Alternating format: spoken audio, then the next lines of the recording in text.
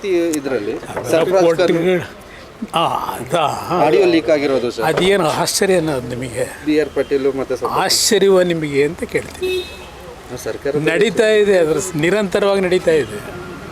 ಪರ್ಸೆಂಟೇಜ್ಗಳು ಸೈಟ್ಗಳು ಕೊಡಬೇಕಾದ್ರೆ, ದುಡ್ಡು ಕೊಡಬೇಕಾದ್ರೆ ಎಲ್ಲ ರೀತಿಯಲ್ಲೂ ಪರ್ಸೆಂಟೇಜ್ ಎಲ್ಲ ಇಲಾಖೆಯಲ್ಲೂ ನಡೀತದೆ. ಈಗ ಕೃಷ್ಣ ಬೈರೇಗೌಡರು ಇವತ್ತು ಏನು ಹೇಳವ್ರೆ? ಕೃಷ್ಣ ಬೈರೇಗೌಡರು ರೇಟನ್ನು ಫಿಕ್ಸ್ ಮಾಡಿದಿರಿ ಅಂತ ಕೇಳ್ತಾರೆ. ಅವರಿಗೆ ಗೊತ್ತಿದೆ, ಮಂತ್ರಿಗಳಿಗೆ, ಆ ಇಲಾಖೆ ಮಂತ್ರಿಗಳಿಗೆ, ಆ ಮಂತ್ರಿಗಳ ಇಲಾಖೆಗಳ ಕೆಲಸ ಹೇಗೆ ನಡೀತೀನಿ ಅನ್ನೋದು ಅವರಿಗೆ ಗೊತ್ತಿದೆ.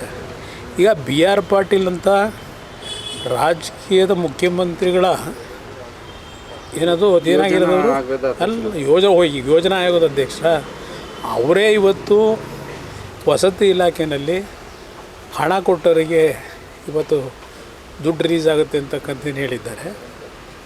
ನಾನು ಹೇಳ್ತಿರೋದಲ್ಲ, ವಿರೋಧ ಪಕ್ಷ ಹೇಳ್ತಿರೋದಲ್ಲ.